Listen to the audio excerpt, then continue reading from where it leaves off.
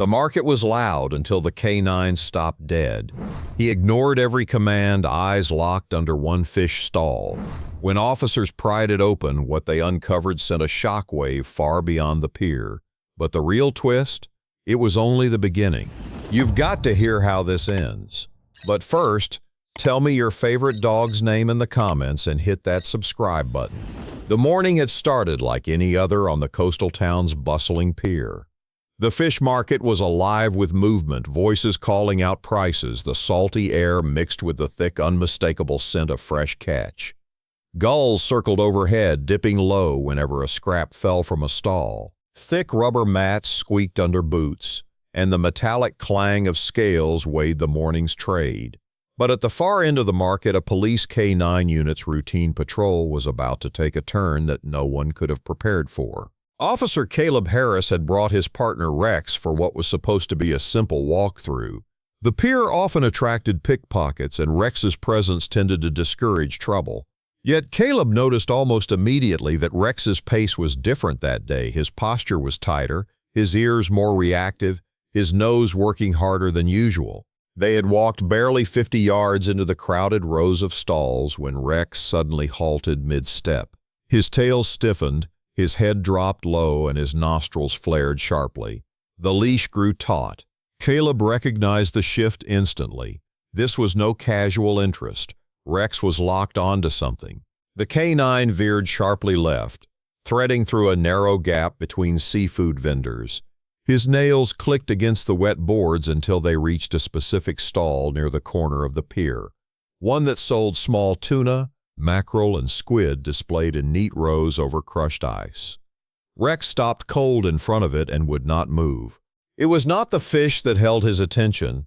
His nose was angled slightly away from the display, toward the base of the stall. Caleb gave the command to continue. Rex ignored it. The dog's body stiffened further, every muscle coiled like a spring. He lowered his head toward the stall's wooden frame and began sniffing with deep, deliberate pulls of air. Then his paw lifted, scraping at the wet boards. He wasn't searching aimlessly. He was marking a very specific point. The stall owner glanced nervously toward them, his hands hovering above the scale as if deciding whether to keep working or step away. Customers nearby began to slow their movements, curious about the uniformed officer and the tense-focused dog. Caleb crouched beside Rex, scanning the area. Nothing visible seemed unusual. The wood was water-stained, salt-worn, and littered with bits of fish scale.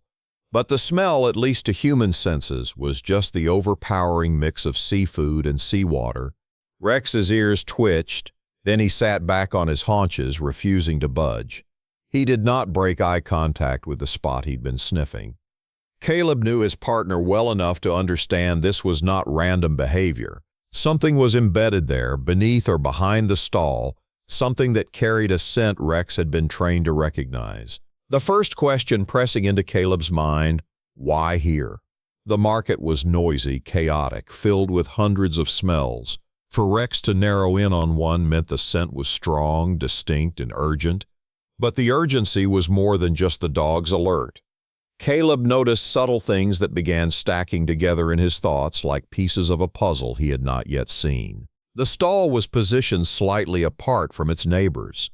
Unlike most that had open crates and scattered ice melt dripping into the gutter, this one had reinforced wooden panels along the base, covering everything from sight. That was unusual. Vendors typically kept open slats for easy cleaning. The owner's body language also gnawed at him. While other sellers kept up their rhythm of weighing fish and shouting prices, this man's movements were stiff. He kept glancing toward the far end of the pier, almost like expecting someone. Caleb traced the angles in his mind. The pier's underside at that section was supported by thick beams and led directly over deep tidal water. There were gaps, small but enough to conceal something underneath if someone had the skill and nerve to wedge it there. Rex's nose pressed harder against the wood. Then came a low, steady growl, not aggressive toward a person, but aimed at whatever lay beneath. Caleb felt it reverberate through the leash. The growl alone told him they were no longer in casual patrol territory. Still, this was not enough for immediate action. He needed context. He swept his eyes along the pier, catching sight of two fishermen unloading boxes onto a nearby cart. Both avoided looking directly at the K9 unit. One shifted his weight repeatedly from foot to foot. It could be coincidence, or it could be something much bigger. The fish market had a history. A year ago, Customs had intercepted a smuggling operation that used crates of seafood to move illicit goods through the harbor. The pier had since been under heavier surveillance, but no major incidents had been reported since. If something was here hidden under the guise of a fish stall, this might not just be about stolen goods. It could be tied to something deeper, a lingering thread from that unresolved case. Rex's breathing quickened, drawing in the scent again and again as if memorizing it. His front paw scratched once more, harder, sending small wet flakes of wood peeling from the stall's base. The sound caught the attention of more bystanders, and a quiet ring of distance formed around them. Caleb mentally filed every reaction, the stall owner's tightening grip on the scale handle, the fisherman who seemed suddenly preoccupied with the far-off end of the pier, the gulls circling more aggressively over this particular stretch. He noted the tide was moving in, water surging higher beneath the planks. If there was something hidden down there, time was not on their side. Once submerged fully, retrieving it would become far more difficult. Still, without cause to tear open the vendor's property on the spot, Caleb needed backup and a controlled approach. He guided Rex slightly back to gauge his reaction. The dog resisted, muscles pulling forward with surprising force for his size. His eyes stayed locked on that single section of wood, his jaw set, breath flaring white in the cool air. Caleb called in a coded alert to nearby officers, careful not to cause panic in the market. He asked for a discreet perimeter. The minutes that followed dragged slow but tense. To passers-by, it might have looked like a police dog simply refusing to leave a stall, but to those who recognized the signs, it was the quiet moment before something significant surfaced. As the additional officers began blending into the edges of the market, Caleb let his thoughts spiral through possibilities. Drugs were the obvious assumption, but the unusual location and the vendor's behavior made him question it. Weapons, contraband, something that had to be kept cold, which would explain hiding it near a seafood stand. Then there was the less comfortable thought, human trafficking. Coastal towns were not immune.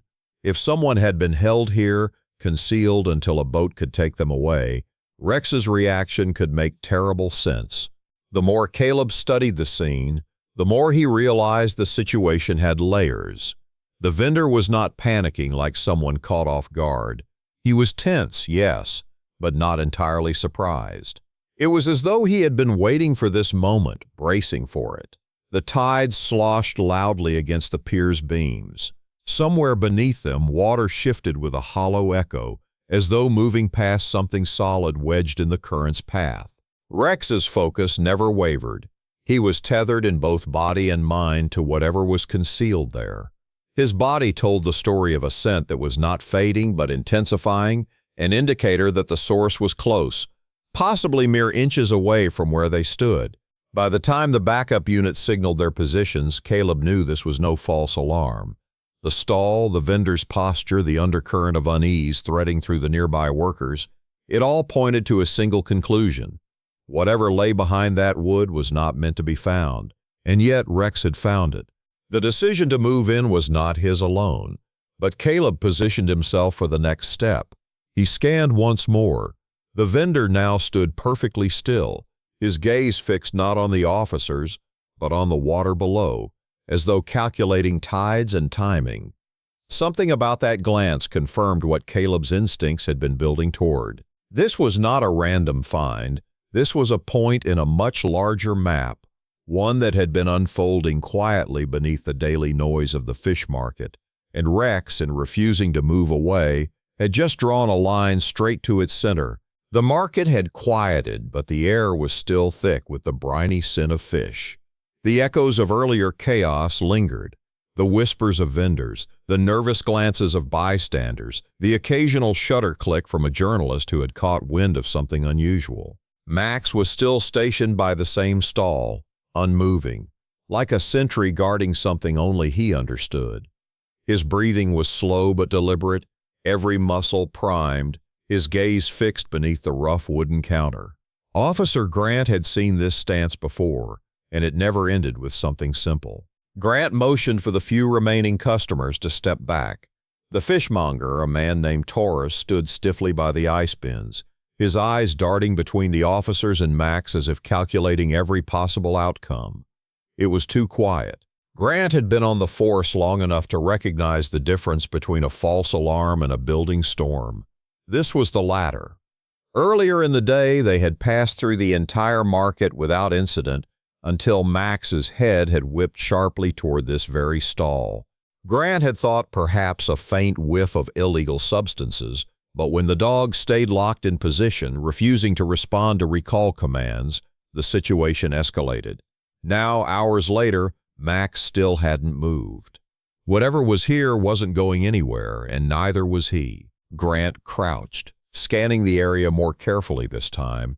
The stall appeared ordinary. Rows of fish on ice, the faint hum of a refrigeration unit, crates stacked against the side. But the floorboards beneath the counter had subtle scuff marks, almost like they had been shifted recently. The question wasn't what was under there. It was why Max wouldn't leave it alone. Torres's hands were busy not with fish but with wiping a rag over the same countertop repeatedly, though it was already spotless. His movements were mechanical, too deliberate, the kind that gave away someone's anxiety. Grant noted every small detail. The way Torres kept glancing toward the back exit, the shallow breaths, the stiffness in his shoulders. "Stay here," Grant told the other officer, stepping toward the back of the stall. He didn't need to find anything immediately. The key now was watching Torres's reaction, and he got one. The vendor's jaw tightened, his grip on the rag tightening until his knuckles whitened. 2 days earlier, Grant had been briefed on a missing person case, a dock worker named Luis Vega. The man had vanished after finishing his shift at the nearby port, last seen walking toward the market area. There had been no witnesses, no CCTV footage of him leaving, and no signs of struggle, just absence. Grant's mind replayed that briefing now. The fish market was only blocks from the port, and Torres's stall had a perfect view of one of the smaller alleyways that connected the two. Could Max be picking up something related to that disappearance? It seemed far-fetched, until Grant reminded himself that K9 units had uncovered stranger links before. Max shifted suddenly, lowering his head closer to the floorboards, his ears flicking forward. His body stiffened. Grant stepped closer, crouching to listen. At first there was nothing, just the faint hum of the cooler. Then a subtle tap, almost imperceptible, but there, followed by another, irregular and faint, like something brushing lightly against wood. Grant's mind raced. Was it an animal? Contraband? Something or someone hidden? He motioned for another officer to call for backup and to discreetly secure both exits of the market. Whatever was under there wasn't just a random stash. The moment Torres realized the exits were being covered, his composure faltered. He stopped wiping the counter. The rag dropped to the floor. His breathing deepened, and his eyes flicked toward the side alley again. Grant didn't move toward him, not yet. He wanted to give Torres the space to make the first move to reveal his intentions. But Max made that impossible. With sudden force, the dog lunged at the base of the counter, barking in deep, sharp bursts. His paws struck the wood with a thud, and the sound reverberated unnaturally, too hollow for solid flooring. By now, the other vendors had gathered at a distance, their conversations low and tense. A few held their phones up to record. Others whispered speculation. Word was spreading faster than the officers could contain it, and every passing minute risked drawing a bigger crowd. Grant needed to keep the scene controlled. If they were about to uncover something critical or dangerous, the last thing they needed was a swarm of civilians in harm's way. Grant moved to Max's side and crouched, running his hand along the base of the counter. His fingertips caught on something, a recessed metal ring, almost flush with the wood. A hatch. The edges were clean, almost too clean, like it had been opened recently. But when Grant tried lifting it, it didn't budge, locked from the inside. That explained the scuff marks.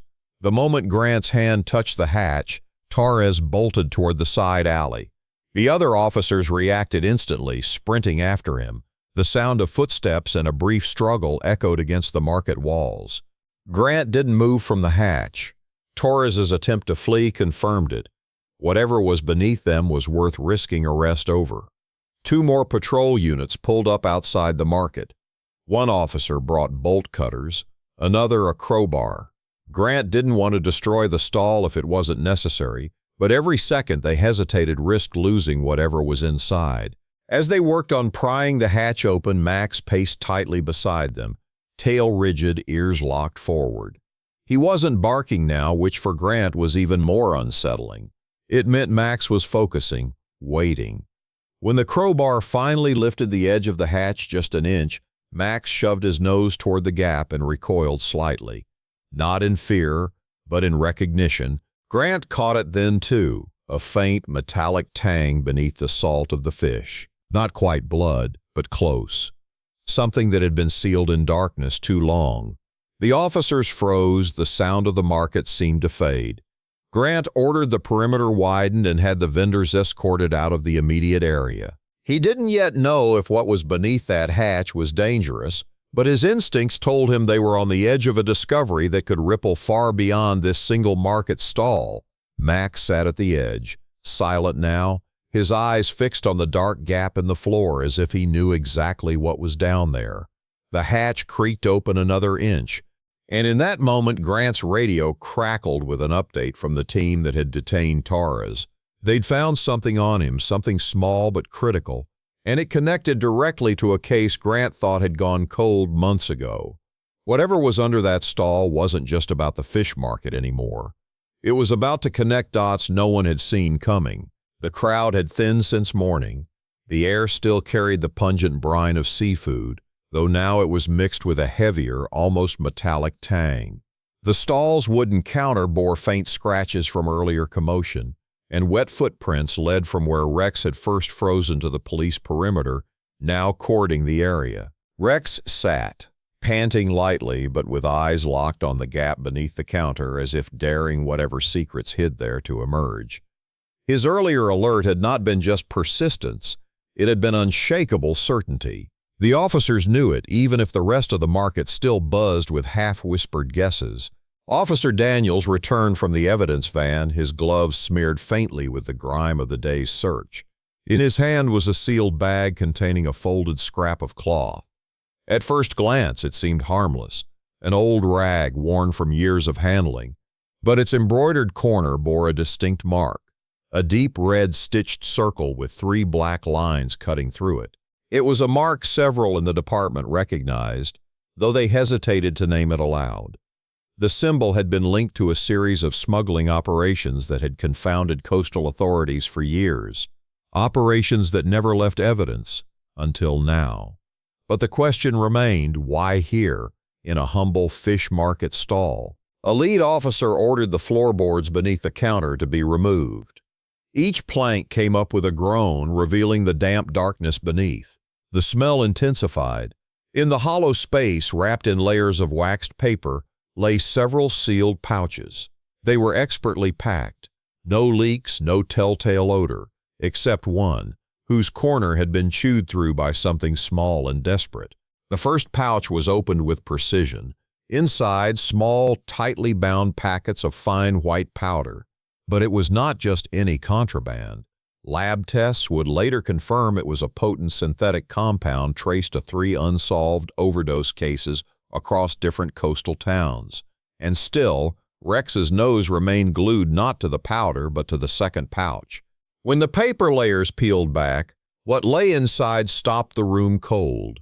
It was not drugs, it was not money. It was an old leather-bound ledger, water-stained yet intact, its brittle pages covered in neat, cramped handwriting. The names listed there were not just suppliers or buyers.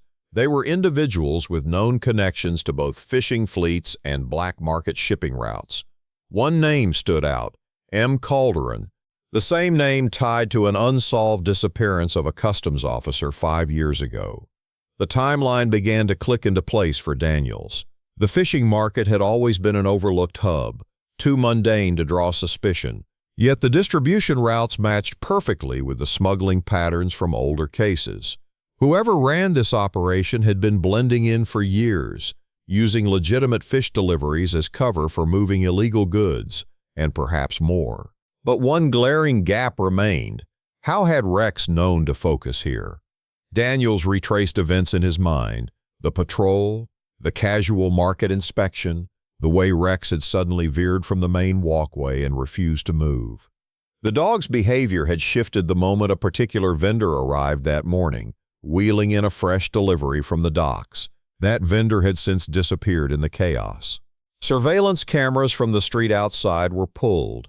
In the grainy footage, the vendor, mid-40s, weathered face, wearing a navy cap, could be seen parking his cart near the stall, glancing around with quick, nervous flicks of his head. Moments later, when Rex approached, the man edged away, vanishing into the crowd just before the police converged.